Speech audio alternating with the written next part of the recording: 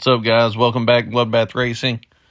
We're just doing a little video to show you guys the build process of the new truck. We weren't really looking for a truck. We were basically just looking for a new chassis, an updated chassis. And this is what Matt Ryan had built. When you see it there on the lift, that's how I got it, basically. And then this is after I've, put the engine and drivetrain out of Bloodbath in it, wired it, plumbed it, everything pretty much, put the floors in it, all that, seed, everything. And this part right here is the first startup, after I got everything wired and plumbed and all that. So it's got a same small block Ford combo out of the car, 118 turbo, turbo 400 Cameron's converter, obviously. But a few guys that ask about a video of the build process and what was in it and all that type of stuff. So this is basically the best we have as far as piecing together some clips of what we did. But this right here is the first startup. I had some trouble at first. I don't remember what I had wrong. I had something wrong, configured wrong or something. But it cranked right up after like the third attempt, I think. And it's been pretty good since then. But just follow along and check out the process and where it goes to, and we go into the paint and stuff here in a few minutes.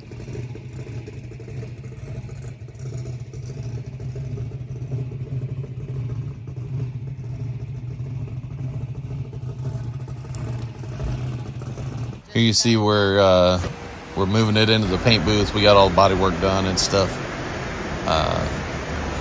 Getting it ready for a primer right here and the paint job. A few people ask about the paint job. Obviously we had to continue with the blood theme because that's the name of the whole channel and Bloodbath Racing. So we had to come up with a paint scheme, and I had thought about this with the car. Attempting this type of paint scheme is something I kind of came up with, and I just didn't know exactly how to do it or how I was going to go about doing it. But I knew the look I wanted to achieve. I think it pretty well covered what I wanted it to look like. The result was more or less what I was looking for. I learned a few things, obviously. It's the first time I'd ever seen it done like this. We just experimented in the parking lot pretty much on some scrap metal to figure out a way to make it happen. And we wanted it to look realistic. We didn't want it to look like it was splatter paint or something like that. Yeah, I mean, we wanted it to look like it drove through it, basically. It hit it at speed, and a lot of people take a paintbrush or a paint paddle and fling paint on the car, and it doesn't achieve the same kind of effect that as we far were as looking for. It's streaking down the car front to rear instead of just falling like gravity. I mean, you could pour it on the hood and it would just run off, but it doesn't achieve the kind of look we were looking for. So this is the way I came up with it. A lot of people ask how I did it, but this is how I did it. Is we just poured base coat in front of a leaf blower. We used that to apply it and just kept building layers in a few different colors to get the look we were going for. The hardest part really was keeping it uniform from panel to panel. Just because the way the truck's built, you can't paint it assembled, so it's hard to get the same kind of coverage on the door as you do the back of the fender. So there's a lot of Trial and error. Yeah, trial and error there, kind of, and just learning as we go, pretty much.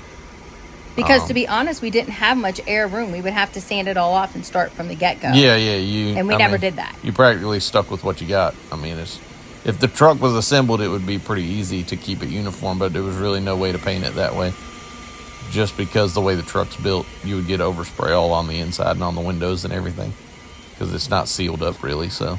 And if you look, you only had the front clip and the two doors and hood in this booth, but luckily there was a second booth where we were able to push in what you saw Chase and Charles doing, which was the body and the rest of the cab and the bed. Which, I mean, this truck's it's still got factory bedsides and a steel cab, roof and cab corners and the factory bedsides and all that. But yeah, this is how we applied the red right here. And how we achieved the look that we were going for. Yeah, you guys will see the end result here in a second. You use 2 different colors, 2 different reds, a darker and then like a brighter. And this is the brighter one that you're putting on here. Yeah, we used a couple of different colors, and I think we even used 2 different leaf blowers even. But you had to kind of slowly build it up. You couldn't go like all at one time because it would just get too wet and run off. And then going back to where you saw me painting it, we were going to do our finger. That didn't look good. We were going to do a paintbrush. That didn't look good. I actually went to Walmart and bought like a $2 makeup brush, and it did the best for us. Yeah. That's what worked best for us. Here's the end result, after it's all cleared and everything. And as y'all see, we still have bloodbath. Yeah, it's back home.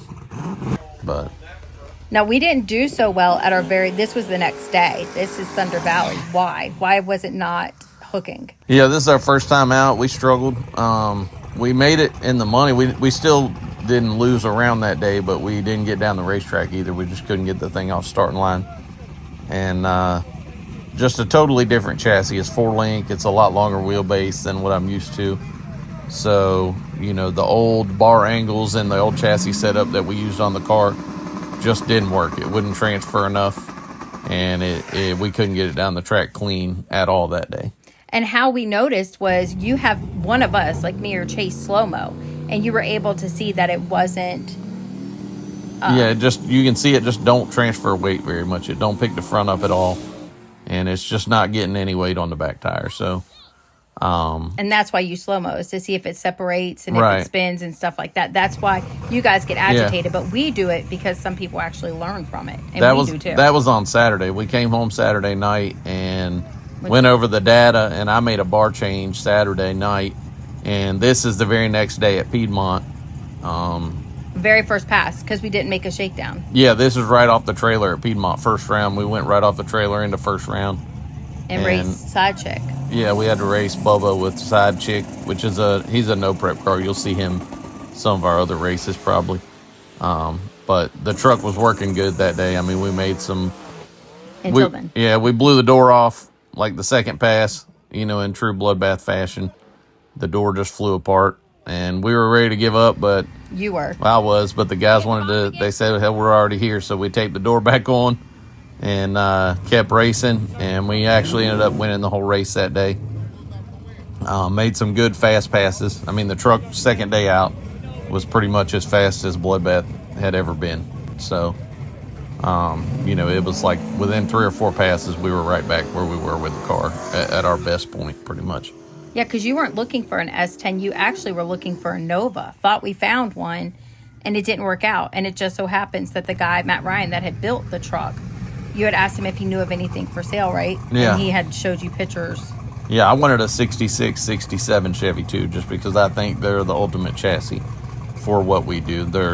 You can make them a strut front end, and they're still considered stock style front.